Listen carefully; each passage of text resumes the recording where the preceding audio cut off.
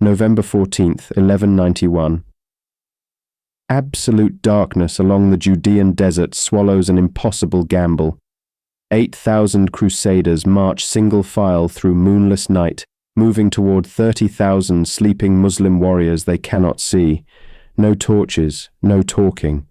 Just the whisper of steel against leather and boots on sand that sounds, to men whose ears have become their only sense, like thunder announcing their approach. Every step deeper into enemy territory brings them closer to either the greatest victory of the Third Crusade or complete annihilation in darkness so total that death could come from any direction without warning. The temperature shock hits like a physical blow. Desert night plunges to 40 degrees Fahrenheit after 100 degrees day. Knights shiver violently inside sweat-soaked mail that has frozen against their skin. Horses stumble on terrain no one can see. Their riders grip reins with hands they literally cannot see in front of their faces, praying the animal beneath them doesn't step into a wadi, one of the dry riverbeds that crisscross this desert like invisible canyons waiting to snap a horse's leg and throw its rider onto rocks no one will see coming. Picture this. You're a crusader knight marching blind through hostile territory. The man in front of you is invisible. The man behind could be your brother or an enemy scout. You have no way to know. Every sound magnifies in the darkness. Your mail chinks despite cloth wrapping.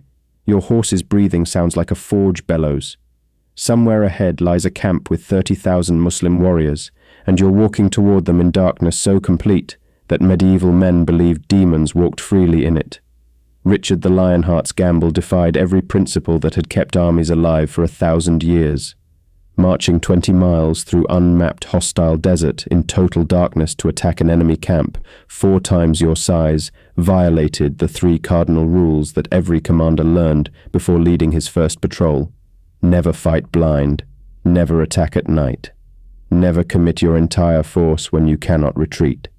Yet here he was leading 8,000 elite knights on a suicide mission based on intelligence that could be hours old, toward an enemy who might have already discovered them, across terrain where a single wrong step could break an army. The mathematics were hallucinatory. His column stretched across 3 miles of desert in single file, the only formation that reduced noise. At any given moment, 2/3 of his army couldn't see or hear the other third. If Muslim scouts detected them, the crusaders would be fighting scattered battles in total darkness, with no way to coordinate, no way to rally, no way to know if the man next to you was friend or enemy until his sword found your flesh. If they got lost, and in this darkness, with sandstorm clouds obscuring the stars, getting lost was not just possible but probable, they'd be wandering blind when dawn revealed them to the entire Muslim army. But here's what the chronicles don't tell you. Richard had no choice. For 3 months, Saladin had refused every attempt at pitched battle, learning from his defeat at Arsuf that the Lionheart was unbeatable in conventional warfare. The Sultan had transformed the crusade into a war of attrition, poisoning wells, burning crops, bleeding Richard's army through endless small raids that gave no target to strike. Without a devastating blow to Muslim logistics, Jerusalem would remain forever beyond reach. When Bedouin scouts reported a massive supply caravan, 4 months of provisions moving through the desert with only 30,000 troops as escort, Richard saw his only chance to change the game, a chance that required doing the unthinkable. The enemy force sleeping 3 miles ahead was beyond comprehension. 30,000 warriors sprawled across a half-mile of desert in the false security of darkness and numbers.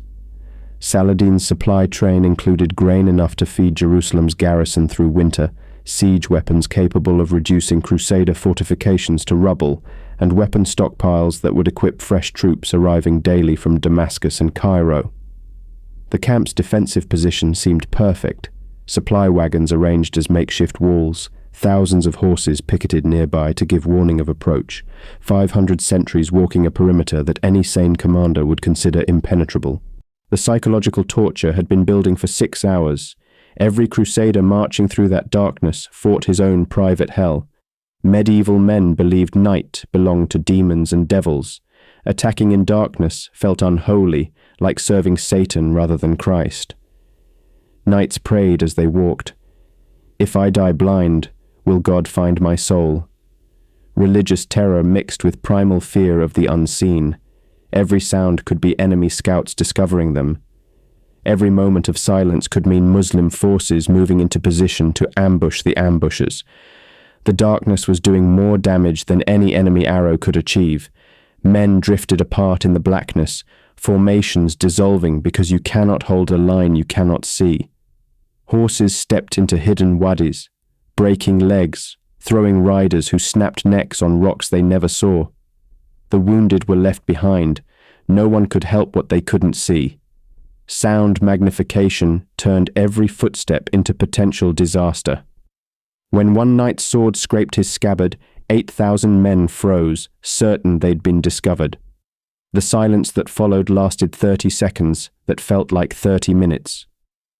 Richard himself rode somewhere in the middle of the column.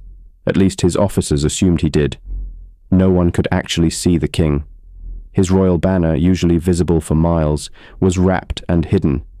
He navigated by wind direction and the faint smell of distant campfires, calculating distances he could only guess at, commanding an army he couldn't see, moving toward an enemy whose exact position remained unknown until his scouts returned with whispered reports passed man to man down a line so dark that faces appeared as nothing but vague shadows.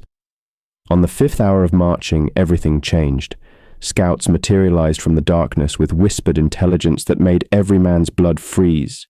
The enemy camp lay just 3 miles ahead. Hundreds of fires visible now, tens of thousands sleeping. But here was the nightmare.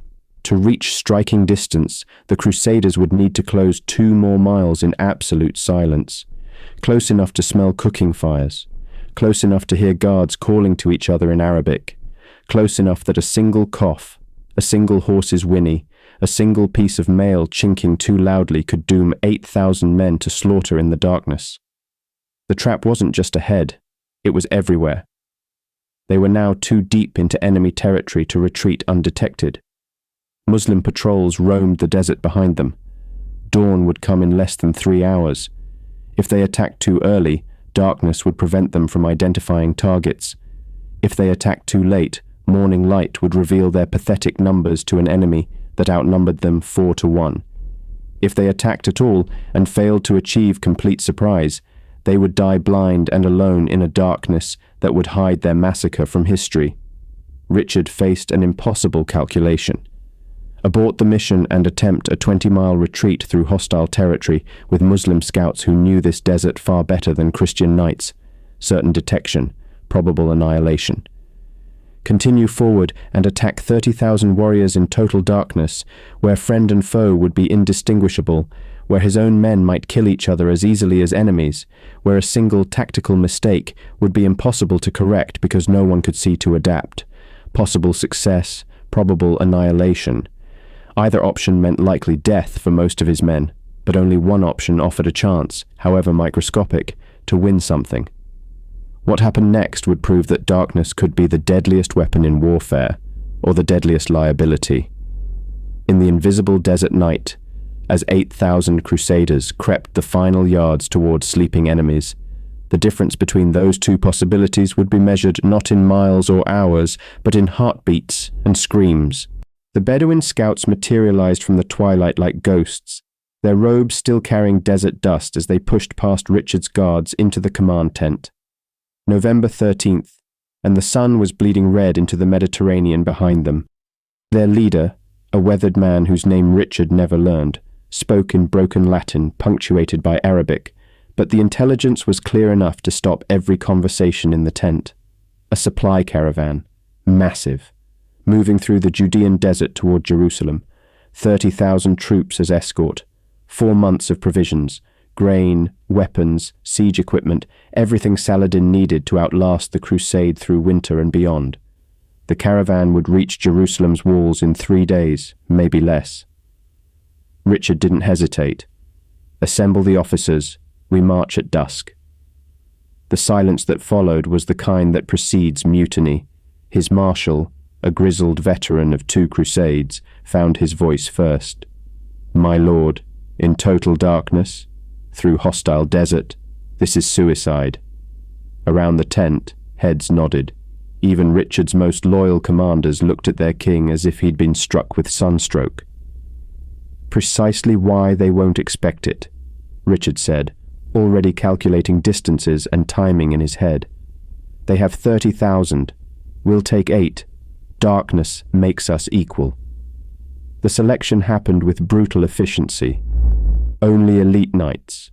No infantry to slow them down. No siege equipment. No support train.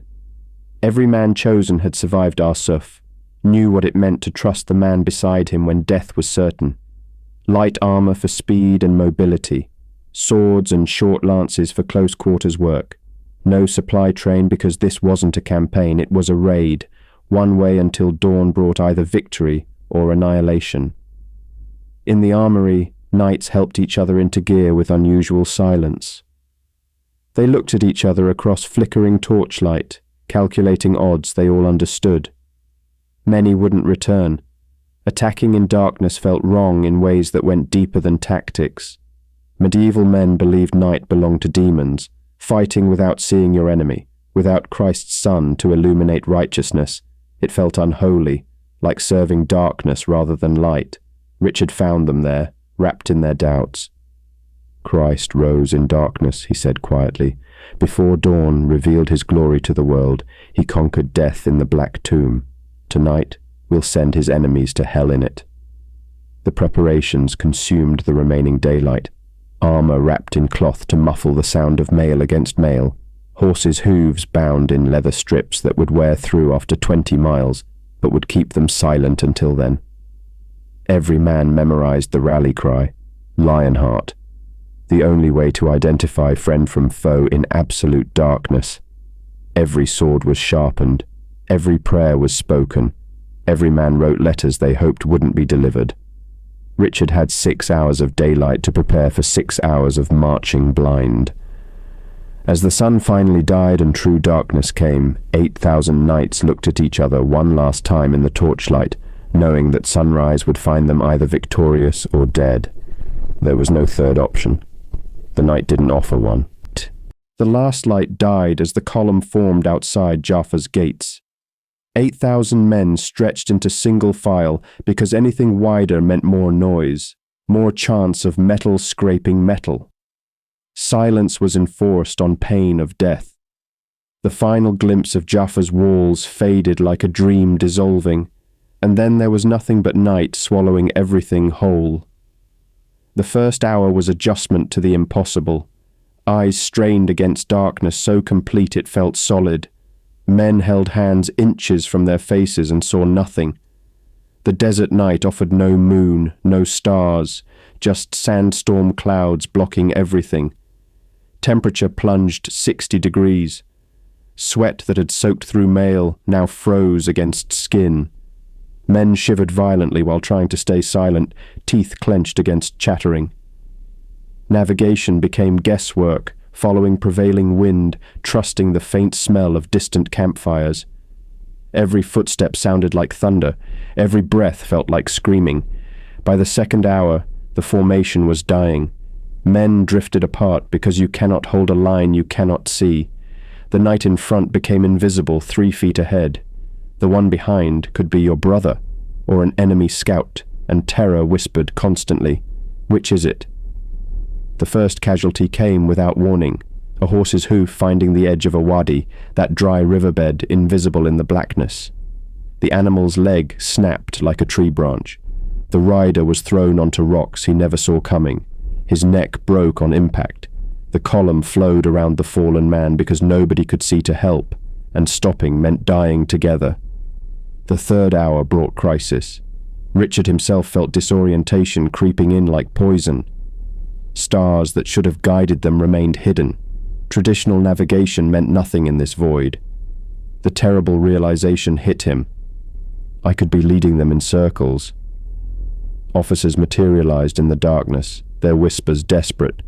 "My lord, are we lost?" Worse. 8,000 men could be scattering across miles of desert, and he wouldn't know until dawn revealed corpses. The labored breathing all around could be his army, or enemy patrols closing in. Richard's hand found his sword hilt in the darkness, and he couldn't see it. What madness is this?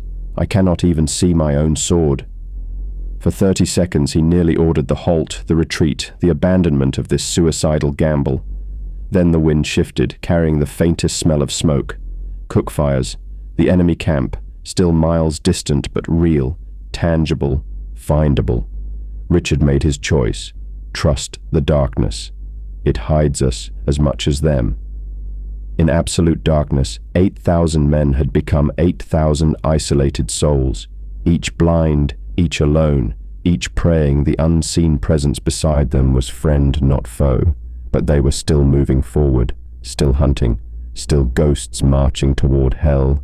The fourth hour brought smoke smell intensifying on the wind. Scouts materialized from darkness, identified by whispered passwords. Their report passed man to man down the invisible column. Found the camp, 3 miles ahead, massive, hundreds of fires, tens of thousands sleeping. Relief crashed through the column, from lost to found, blind wandering to purposeful hunt. Then new terror replaced it. 3 miles, they had to close 3 miles undetected. Every step forward increased the chance Muslim sentries would hear 8,000 men breathing, moving, existing. Could the enemy see in this blackness? Sense approaching danger? Temperature had dropped to 35 degrees. Men's teeth chattered violently, biting tongues bloody to stay silent. But they were sweating too, cold sweat freezing against frozen mail. Cloth wrapping helped, but not enough. Every movement produced sounds, mail chinking, leather creaking, steel whispering. Horses' breathing sounded like forge bellows in the darkness. Then they heard it, the distant camp, snoring, 30,000 men sleeping, a low rumble like distant surf. Guard calls in Arabic echoing across desert, casual and unconcerned. The sounds of an army with no idea death was approaching. A horse stampede erupted in the enemy camp. Animals spooked, their panic audible across 2 miles. 8,000 crusaders froze, certain they'd been detected, certain cavalry was mounting to hunt them. Hearts hammered, hands gripped swords, men prayed without breathing. Then it settled. False alarm. The camp relaxed into sleep. Richard's orders whispered along the line. Within 500 yards, then we wait. A pause. When you hear my horn, scream. Make them think we're 50,000 demons from hell. Another pause. Kill anything that moves. Christ will know his own. Finally, if you get lost, follow the fires. Rally at the largest blaze. The 5th hour was agony. Final 2 miles in agonizing stealth. Each footstep measured, tested before weight settled. They couldn't see ground beneath boots. Every step could land on rocks that would crunch loud enough to wake the dead. Men held breath for 20 seconds, released slowly, held again. One knight's sword scraped his scabbard. In crushing silence, the sound echoed like thunder. 8,000 men froze, certain discovery was imminent. Nothing. The enemy slept on. They were 400 yards from 30,000 sleeping warriors. So close they could smell cooking grease from evening meals, smell smoke of dying fires. The crusaders were invisible, death itself unseen and patient, waiting for the horn blast that would announce hell's arrival. The prey slept, the hunters waited, and darkness held its breath. The 6th hour brought them to 300 yards from enemy perimeter, close enough to see campfires now, dozens scattered across half a mile like fallen stars. Firelight created dancing shadows everywhere, movement that could be sentries or tricks of flame. But looking at fires destroyed night vision, made darkness between them more impenetrable. The enemy became more invisible the closer crusaders got. The camp revealed itself in fragments, tents sprawling across half a mile, supply wagons arranged as makeshift defensive wall, the very supplies they'd come to destroy. Thousands of horses picketed in corrals that could stampede at first alarm. Guards walked the perimeter, maybe 500 sentries for 30,000 sleeping men, their movements casual. In the center burned the largest fire, illuminating an enormous tent. Saladin's command post. The Sultan sleeping 300 yards away. Richard spent 30 minutes positioning forces through whispered relay. Orders passed man to man in darkness where hand signals were useless. First wave, light cavalry to hit perimeter, cause chaos, make them think 50,000 demons had arrived. Second wave, heavy knights to penetrate deep, target supply wagons, turn provisions to inferno. Third wave, reserves to exploit breakthroughs. 3,000 men per wave. The waiting was torture. Knights knelt and prayed silently. If I die blind, will God find my soul? The religious crisis peaked. Darkness belonged to demons. Evil walked at night. Were they serving Christ by attacking like assassins, or something worse? Richard's whisper moved through ranks. Evil sleeps. Righteousness strikes. 3 a.m, darkest hour before dawn. Richard raised the war horn to lips that had been silent for 6 hours. 300 yards away, sleeping forms lay visible around fires. Guards yawned, leaned on spears, not alert. The enemy had no idea 8,000 killers surrounded them. Richard's final thought: this will change everything or end everything. 8,000 men poised. Horses tensed beneath riders who'd become part of them. Total silence. Desert night, holding its breath. Even wind had stopped. Even fires seemed to burn soundlessly. In the final seconds before the horn, you could hear 8,000 hearts beating as one. Then Richard blew. The sound shattered darkness, like glass breaking, like the world ending, like hell announcing arrival. And then you could hear nothing but screaming. 30,000 men jolting awake into nightmare. 8,000 crusaders roaring war cries that made darkness itself seem to scream. The hunt was over. The slaughter had begun. Richard's horn blast and 8,000 war cries hit simultaneously, sound amplified across empty desert until it became something otherworldly, something that didn't belong to human throats. Muslims jolted from sleep into disorientation and terror, blind in darkness that suddenly seemed alive with demons. Medieval minds had no framework for this. Night attacks belonged to devils and evil spirits. The panic spread before the first blow even landed. Demons, night raiders, Allah preserve us. 3,000 light cavalry crashed into the perimeter at full gallop. Horses trampled tent lines, crushing sleeping men in their rolls. Complete darkness meant Muslims couldn't see their attackers, only screaming and the thunder of hooves coming from nowhere and everywhere. Guards scrambled to form defensive lines and died instantly to invisible lances that punched through bodies before they understood what was killing them. Men died without ever seeing death coming, crushed or impaled in darkness so complete it felt like drowning in ink. The fires that had seemed like safety became islands of death. Firelight provided only dim illumination that made shadows dance into false movement. Muslim troops ran toward fires seeking visibility and became silhouetted targets. Crusader knights hung back in darkness as invisible killers. Every Muslim swing hit empty air or friendly forces. They were fighting ghosts, striking at screams and sounds, while blades found them from the black void. 30,000 men awakened into nightmare, where everything they'd been taught about warfare meant nothing. Then the horses panicked. Thousands of picketed animals broke their tethers, spooked by screaming that seemed to come from hell itself.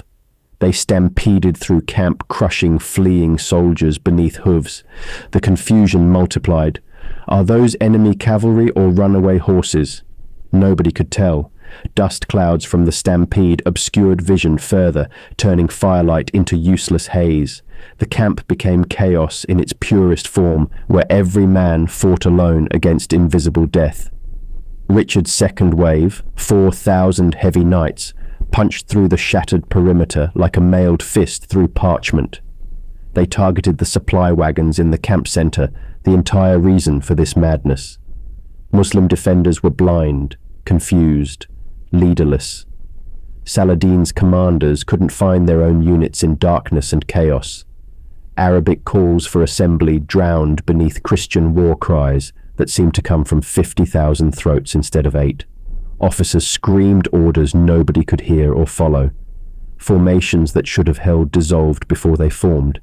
In total darkness, 30,000 became 30,000 individuals, each blind, each alone, each certain demons had come for their souls. This wasn't battle, it was slaughter by invisible assassins. It was hell arriving in darkness so complete that death became anonymous, impersonal, unstoppable. The crusaders were shadows killing shadows. The Muslims were men dying without seeing their killers' faces, without understanding how 8,000 had become an army of demons that the night itself seemed to have vomited forth. The fires burned on, illuminating nothing but horror, and the screaming never stopped. Combat by sound and collision alone. Knights swung at anything that moved, at sounds, at breath. No formations, every man fought individual duels against invisible enemies. Swords found flesh by prayer and luck, by swinging where breath sounded, where steel scraped. Muslim troops attacked each other in confusion, Arabic cries mixing with Latin war cries until audio became chaos itself. The Firelit paradox killed as many as it saved. Looking at flames destroyed night vision, made darkness beyond impenetrable. Stepping into firelight made you a target. Most fighting happened between fires in pure darkness where combatants bumped into each other before striking. Men died without seeing killers' faces, without knowing if blows came from enemy or comrade gone mad. Then, a supply wagon ignited. Olive oil barrels caught with a roar. The fireball illuminated 200 yards in hellish orange. Horror revealed. 1,000 bodies carpeting ground, crusaders and Muslims tangled in death. Muslims saw crusader numbers. Only 8,000, we outnumber them. But psychological damage was complete.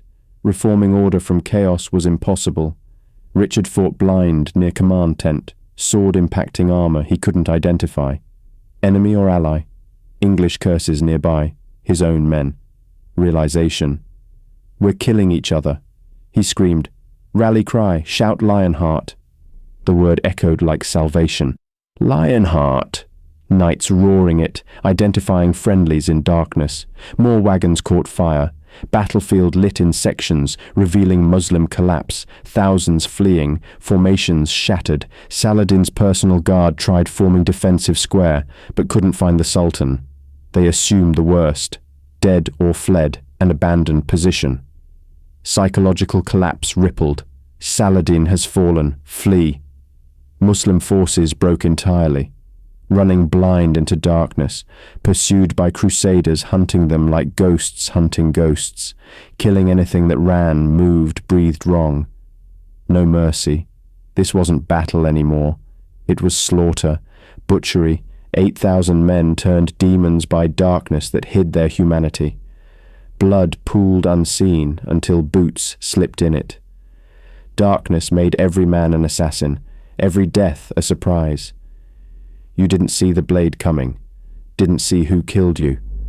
Just stopped existing in a void where death was the only constant and darkness the only witness. Fires burned on, illuminating islands of horror in an ocean of black, while screaming continued and slaughter spread and night held its secrets close. A dozen fires turned the camp into hellish orange twilight.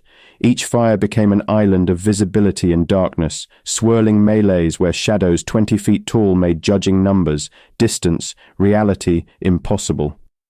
Richard's focus remained surgical. Destroy the supplies. Heavy knights systematically torched wagon after wagon. Grain sacks caught like tinder, 4 months of provisions becoming inferno. Weapon crates exploded as arrows cooked off. Siege equipment, battering rams, catapult parts, burned with the stench of tar and wood.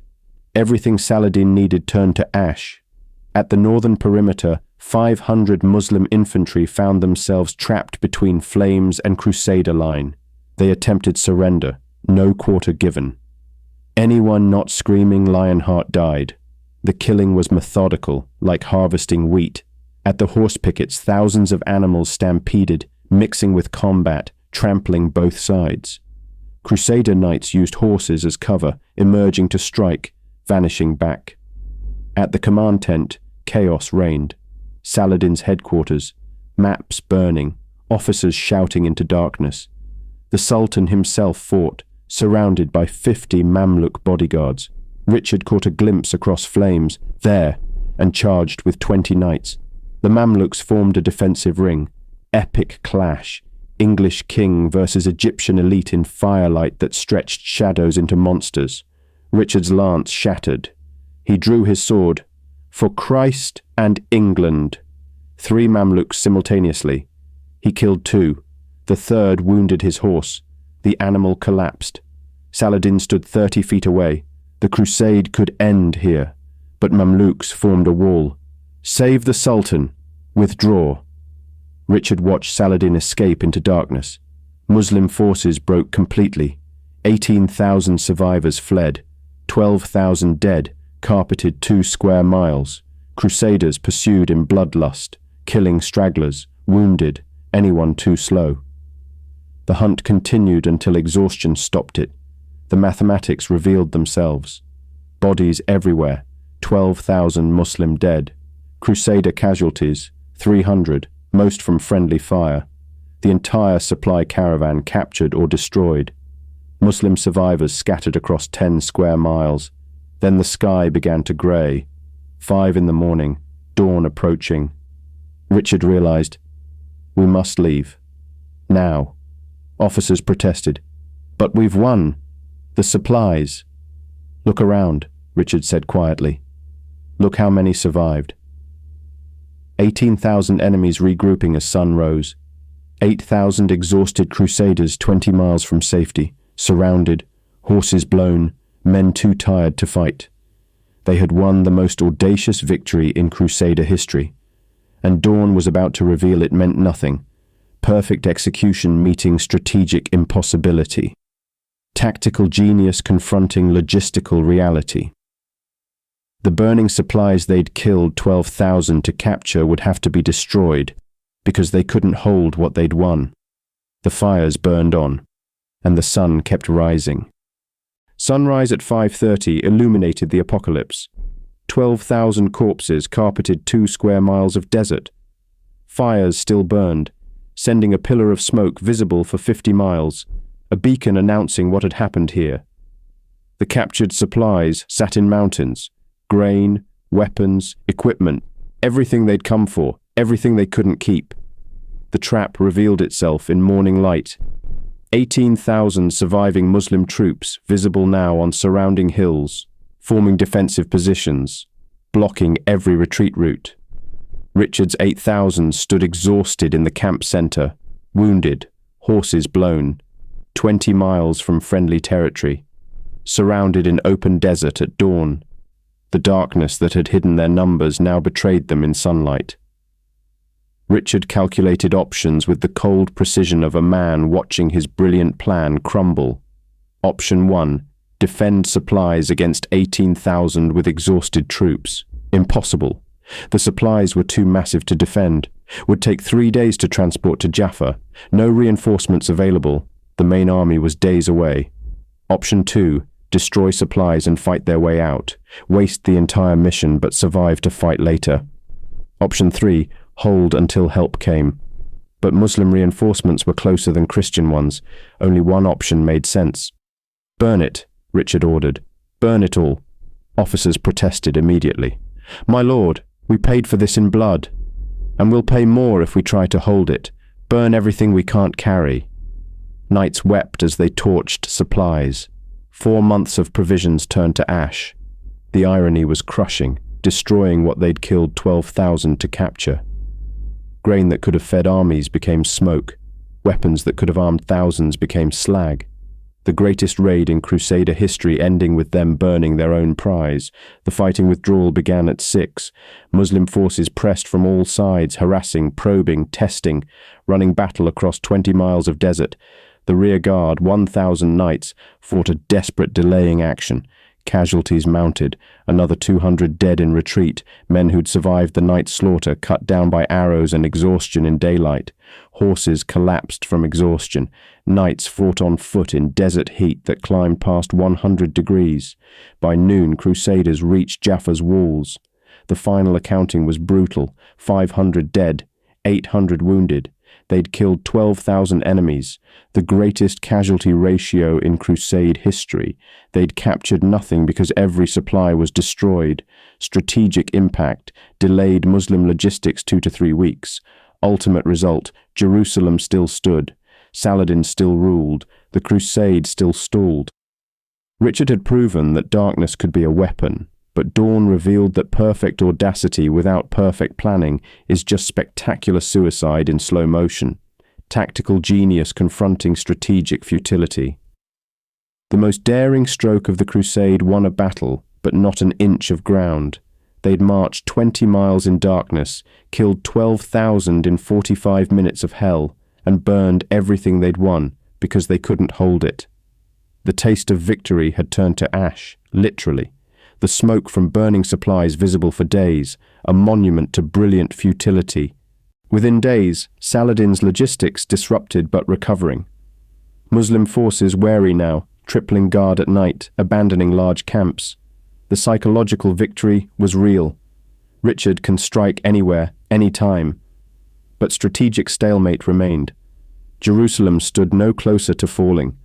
The night attack entered medieval doctrine. Future commanders would study this battle for centuries, learning how darkness multiplies psychological impact. But they'd also learn the harder lesson. Tactical brilliance needs strategic foundation. Perfect execution without supply lines equals beautiful failure. The human cost revealed itself slowly. 500 crusaders dead, irreplaceable elite troops, 800 wounded, months to recover. Exhaustion so complete the entire army needed a week to function. 2,000 horses dead or lamed. The cost in gold exceeded England's annual revenue. For what? 3 weeks of disrupted logistics. Saladin learned his lesson. Never concentrate supplies again. Distributed logistics, smaller, mobile, harder to target. He dispersed forces across the region. Richard's audacity met calculated caution. Result: the crusade stalled further. No decisive battles possible when the enemy refused to gather. The psychological impact cut both ways. Christians believed Richard invincible. He could win any battle. But growing realization poisoned confidence. Winning battles doesn't equal winning war.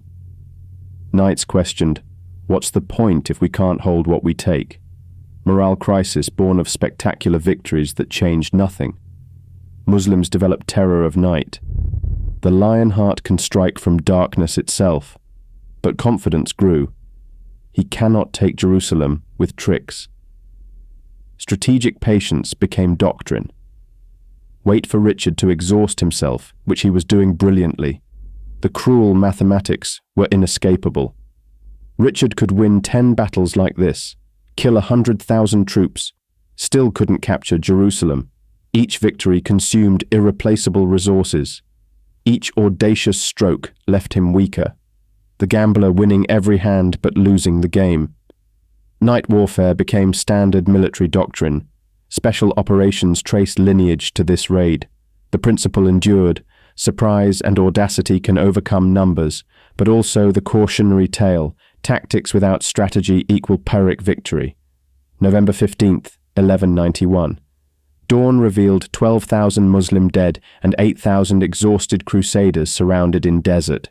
Richard had fought the perfect battle in total darkness and emerged into morning light to discover that some victories are too perfect to be useful. In proving that darkness could be a weapon, he learned that dawn always reveals the truth. Tactical genius without strategic wisdom is just brilliant madness dressed in blood. The Lionheart had crushed 30,000 troops in total darkness and captured enough supplies to feed Jerusalem for months. Then he burned it all and ran for his life. In this perfect contradiction lived the entire Third Crusade, unstoppable in battle, hopeless in war. The most audacious military stroke in Crusader history changed absolutely nothing. The darkness had hidden his triumph. The dawn revealed his defeat.